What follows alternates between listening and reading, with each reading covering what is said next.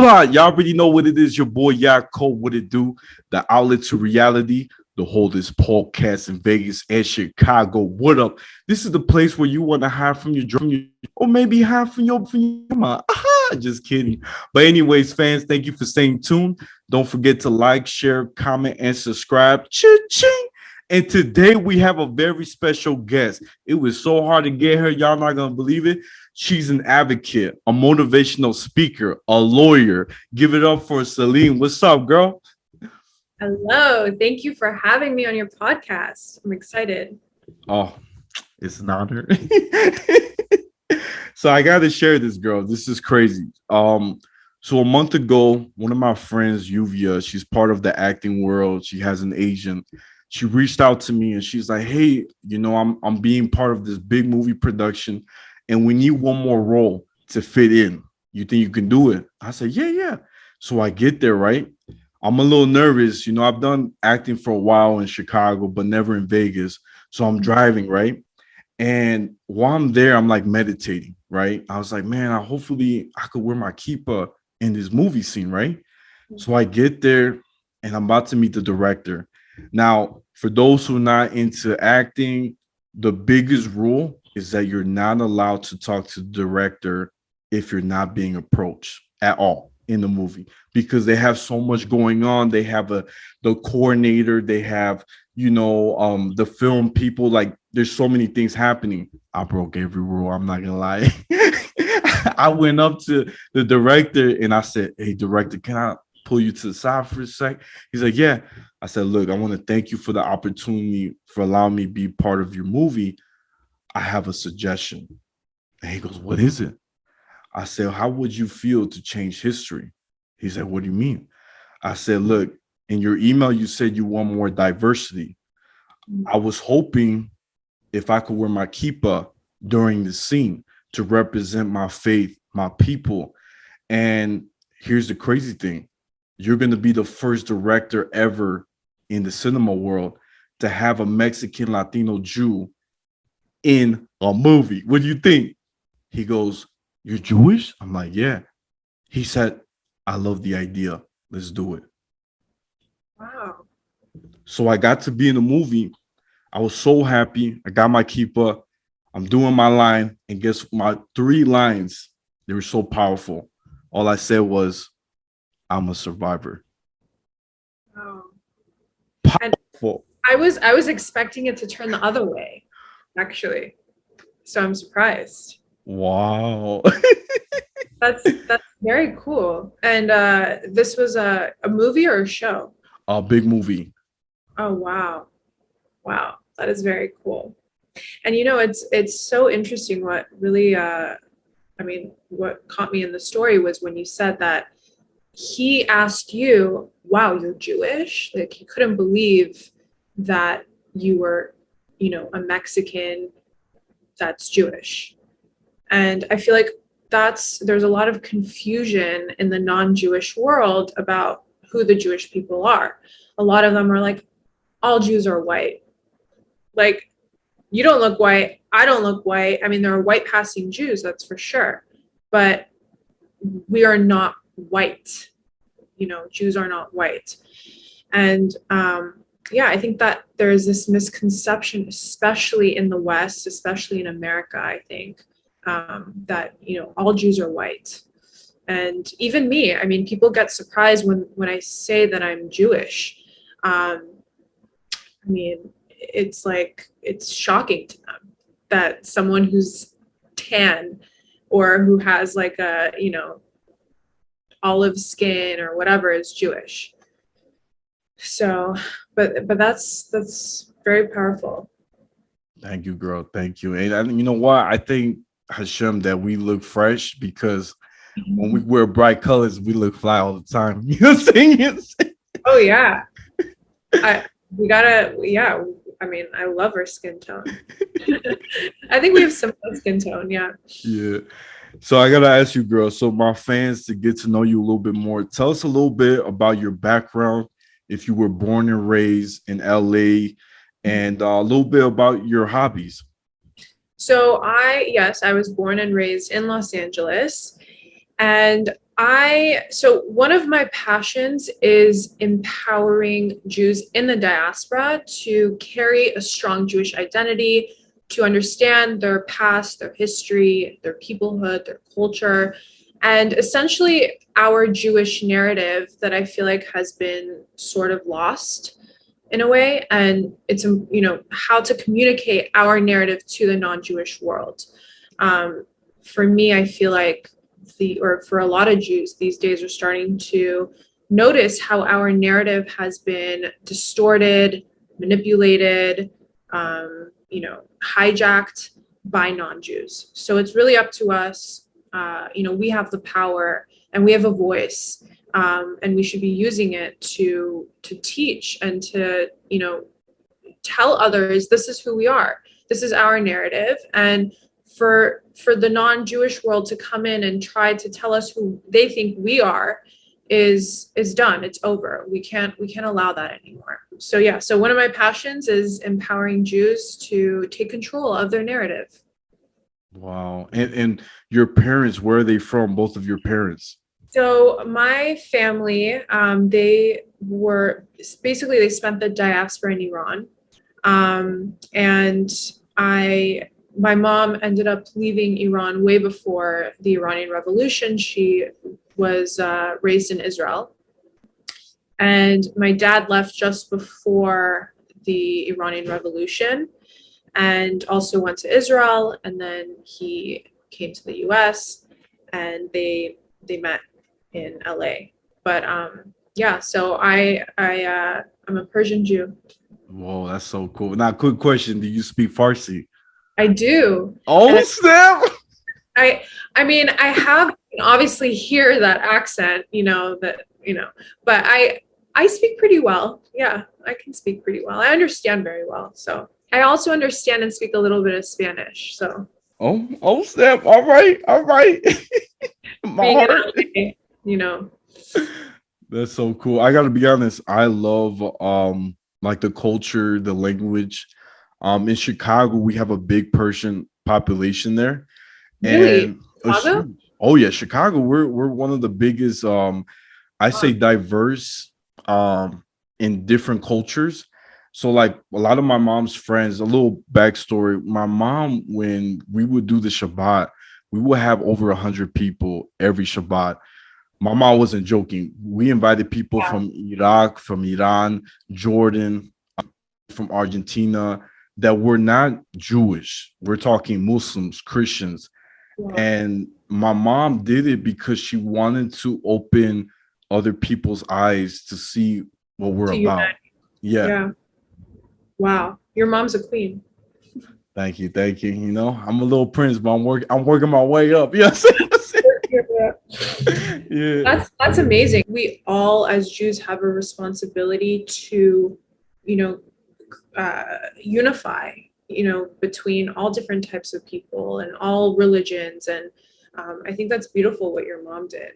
And I think that her opening up her home to non-Jews allows, non-Jews to see and have that like personal interaction with a Jew. And I mean, I think that's amazing because I have to say that most people, I mean, we're such a small percentage, right? Jews are only 0.2% of the population. So we're a very small percentage, and most actually have not even met a Jew. And so when they meet a Jew for the first time, let's say, how you present yourself is how you're presenting all of us, how you're presenting, the nation. So I think that's amazing what your mom did. Thank you, girl. Thank you. Now I gotta ask you for the next big question.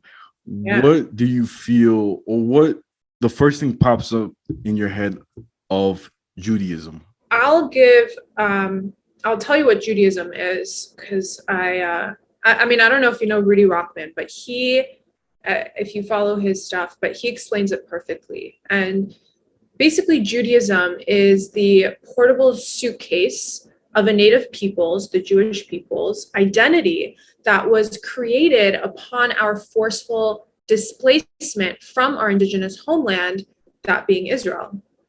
And so Judaism was created, I guess, to preserve and spread our native Jewish identity, our culture, our values, our history, and so on. And so, in technically, I guess the way to tell you what I think about Judaism is the Jewish people were a 3,000-year-old ancient civilization. We're a nation, we're a people who are indigenous to the land of Israel. And we're also a distinct group of people who share this common ancestral land, common language, right? Hebrew, common culture, our history, and all of this originates from the land of Israel. So that's how I would explain Judaism.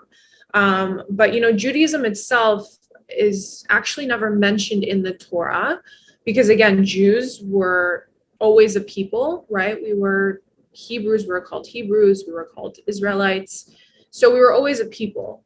So Judaism is just like this suitcase that has carried throughout, after being forcefully displayed, all our identity, values, culture, and we carried it pretty well. We preserved it pretty well, I think. I agree too. but I do feel like this is difficult for people today to grasp this because Judaism predates Western civilization, right? The Jewish people don't fit into these Western constructed categories such as race, right? Because we're not a race, we're not a religion, though we're constantly mistaken to be one, right? We're not just a religion. And let me emphasize on this religion part more. So the world understands religion to be belief systems, right? Not as peoples or nations, correct? So, for example, if someone doesn't believe in Jesus or the Christian Bible, they're not a Christian, right? Yeah. If someone doesn't believe in the Quran, they're not a Muslim, right? Mm-hmm. So now in Judaism, even if a Jew doesn't believe in the Torah or in God, they're still Jewish, right? Yeah. So there's the difference. And I think we get confused a lot for being just a religion. And I think it's important that we, define who we are, that we are a people. And yeah. No, it's good, girl. It's good. I was gonna say a lot of times, like, my whole life I've been judged right away because I don't look Jewish enough, right? The way I look. Mm-hmm. And I always tell people, do your homework, if Muhammad Ali, one of the best boxers, is Muslim, he's black. Yeah. You have to also think too, anybody could be Jewish, but do your homework. And it's sad that many people can't see it because they're stuck in a box, Exactly. That's what I mean by these Western constructed categories. It's that box. And we just don't fit into that box. And so it's hard for people in America or, in the West in general to understand this. Yeah, it's true. And here's another thing I'm going to shock you. So my podcast, one of my biggest mission is to actually give a voice for Jews of color. And when I saw you and I saw like you did a video where you're in a podium about stop the hate, for Jewish people. And I love that you had a lot to say and you had your mask on. You're like, man, I gotta put my fresh clothes. All red. It was so deep and powerful to see somebody speaking for us. Cause I feel like, first thing first, a lot of people think James Franco, Seth Rogen that represent Jewish people. I don't think so, in my opinion. I feel like, don't get me wrong, they're successful, but they don't really practice. That's my opinion. I feel like people like you that's not afraid to represent us, to answer tough questions, I think is powerful. And I try to do that here. A little quick story. I had Michelle Obama's first cousin who happens to be a rabbi, one of the biggest rabbis for Israel and for the world. First cousin, you said? Michelle Obama's. Oh, wow. Yeah, he is. His name is Rabbi Fournier, and one of the greatest people I've ever met. And the crazy thing is that when I had him on my, my podcast and I posted on TikTok, in 2 days, it reached 91,000 views. Wow. Because people were just messaging like, I didn't know black people could be Jewish. I didn't know the Obamas were Jewish, like that side of the family, Michelle's side. So it opened many doors. So yeah, so actually there you know about the lost tribes, right? So we actually, our brothers and sisters are in Africa right now, who are considered the lost tribes, but they're not really that lost, right? They still study Torah. I mean, they're Jewish. And so there's a documentary that's going to be coming out that you should keep up with. It's called We Were Never Lost. And it's a documentary about these lost tribes. And I mean, it's going to be pretty amazing. So you should keep watch of that when it comes out. And yeah, so a lot of people don't know that Jews come in all colors, right? We're after being displaced from our homeland. I mean, we literally went to all four corners of the earth, and we spread out, and we immersed, and some assimilated, and and so on. But we do come in all different colors, and this is something that many in the non-Jewish world don't understand. And it's important, and I think it's great that you are voicing it, and you're talking about it and communicating it with the non-Jewish world, because we need more of that. So that's amazing. Thank you, girl. Thank you. And I gotta ask you something. Have you ever experienced any sort of discrimination within your community, in the Jewish community, and outside?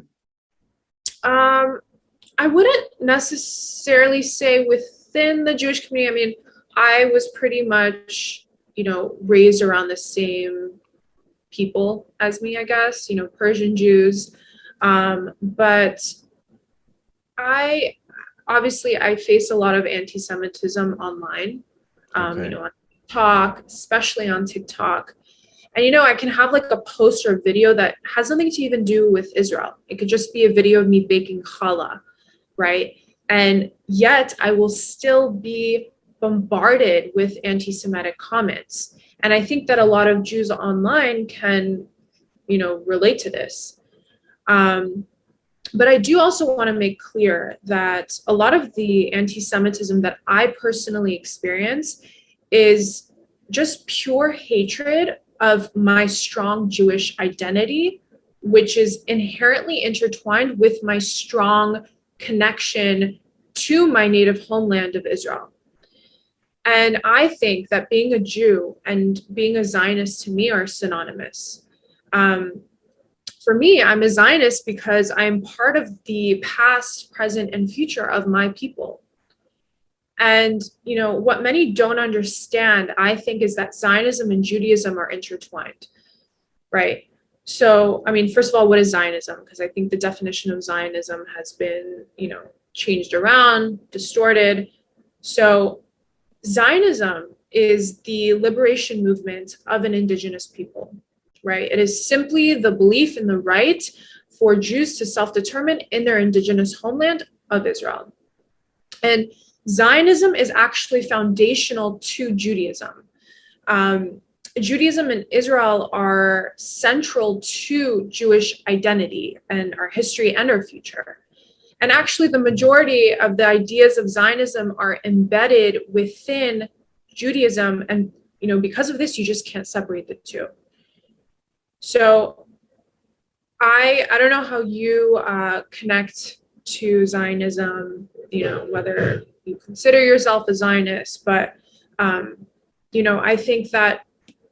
I think that many also don't understand that because Zionism and Judaism are so interconnected, that anti-Zionism, being an anti-Zionist, it's anti-Semitism, right? And I mean, if we can just kind of define, I guess, the terms, anti-Semitism, what is anti-Semitism? It's unreasonable hatred against Jews. And usually it takes the form of like obsessively blaming the Jewish people for suffering or problems that exist in the world, right? Anti-Zionism is an ideology against the right for the Jewish people to self-determine on their ancestral and historical homeland. And really, anti-Zionism at its core is the hatred of Jewish sovereignty and therefore hatred generally of Jewish identity. So yeah, I mean, anti-Semitism is demonstrated by those who, contend that Jews are the source of the world's problems, but anti-Zionism is demonstrated by those who contend that the Jewish state is the source of the world's problems. So they're one and the same. Wow. Yeah. And I mean, the obsession with Israel really is merely a mutation of the obsession with Jews. And this is nothing new, right? We've witnessed anti-Semitism's many mutations throughout history. Anti-Semitism always attacked Jews as a collective, right? So first, it attacked us as a religion in the Middle Ages. Then it attacked us as a race of people. Now it attacks us as a people, as the collective Jew in Israel. And so denying Israel's right to exist is really the new anti-Semitism. And, we see this, that in every single mutation throughout history, the anti-Semites and now anti-Zionists have always found a way to justify this hatred, right? Today, hatred of the existence of Israel is justified in the name of social justice and human rights, right? That's what we see. Right. I was gonna add something. So I had a class, right? I took a what's it called, like a history class back in high school. It was the coolest class ever. We debated for a whole hour. Well, who should Israel belong to? There's three people, right? An Orthodox Jew, a Muslim, and a Syrian Christian. And everyone was debating who should Israel belong to. And my professor's like, I just want to sit back and just let y'all beef it out, but I want to hear y'all arguments. So the Jewish guy goes, and I'm listening too, because I have to hear what they got to say before I budge in. Right. The Jewish guy goes, look, man, this has been our land since the beginning, because he's like, look, we had the Torah. Moses brought us to the promised land. That's the promised land. We're just trying to have it back. And then the Muslim said, look, I'm going to be honest, I'm Palestinian, and I feel like the land was ours because after World War II, England gave it to us and y'all took it away. And I'm just listening, right? I'm just listening. Then the Assyrian Christian came in and said, y'all both wrong. We deserve the land because we were here before both of y'all existed. We go back to the Babylonian times with the Hammurabi's code. So we have where Israel is to Iraq. We way back. We were a whole big Mesopotamia, like big, country, and we started the first laws in the world. So there's no way that land is yours. So I heard it, right? I was like, man, it's an interesting debate. Everybody, pop, pop, pop, pop. So I came in. I was like, look, I'm gonna be honest with y'all. I love y'all, man. You know what I'm saying? That's the first thing I said. Look, I love y'all family. Understand we have different viewpoints. We're probably never gonna be able to understand because that's not our culture, right? Like everyone has a different where they grew up, where their background is. So it's hard for us to really comprehend different narrative. Yeah, exactly. So I said, this is my argument. I said, look, and this, I was only 15 when I answered this. I was 15. I said, look, I'm gonna be real. Just like Israel is supposed to be a holy land for all three major religions, Christianity, Islam, Judaism, we should treat it like a holy land. I feel like there's so many wars going on, so many bombs, and it breaks my heart because it's a place that has secret roots to our history. And because if it's a holy land, we should treat it like a holy place. That's how I said it. And the professor came in, right? He goes, wow, great debate. He goes, I loved it. And you know, he's not supposed to give his own intake about it because he's the teacher. So Yeah, we were only allowed to learn like, you know, different wars that happened during that time. But I thought it was dope because it allowed me to see different angles how right. people view this issue, which is an issue that I feel like it it's a long time conflict, right? Hopefully, you know, by soon, right? Hopefully soon or maybe next month, I'll be happy. It gets because I like I said, it's very complicated issue. You know, a lot of people try to do the peace treaty when Bill Clinton was there, and that they don't really do any. That's like another, but that's the other issue is that it needs to be Jews and Palestinians, Israelis and Palestinians coming together and fixing the problems. It cannot be the outside coming in, because if you think about it, third parties coming in like America, Europe, other country, any other country coming in, they're coming in with a goal for the most part to continue the conflict, to perpetuate the conflict, because they get something out of it, right? America gets something out of, continuing the conflict. Um, the UN gets something out of continuing and perpetuating the conflict. So, so yeah, I actually don't agree that we should have any other country come in and try to create a peace treaty, between Jews and Palestinians. I think it's really ultimately up to Jews and Palestinians to come together, realize that they actually have a lot more in common than they do differences. And, because we really do. We have a lot more in common with each other than Jews and, for example, I don't know, like white, Europeans. Like we have more in common because we're Middle Easterners and we originate from this land, and Palestinians, they have every right to be living on that land. And, to just come together, put the differences aside. I know it's easier said than done, but it could happen. And I think it will eventually happen. But I think it does start from the bottom up rather than the top down, because all politicians on both sides are benefiting from this conflict. Yeah, Um, so yeah, and so I think that we need the West to stay out of the conflict because they do have their ulterior motives, and they have their interests in perpetuating the conflict. So I love it, girl. That was deep. Oof, you got me with that one. Oof, I wasn't ready. I wasn't ready.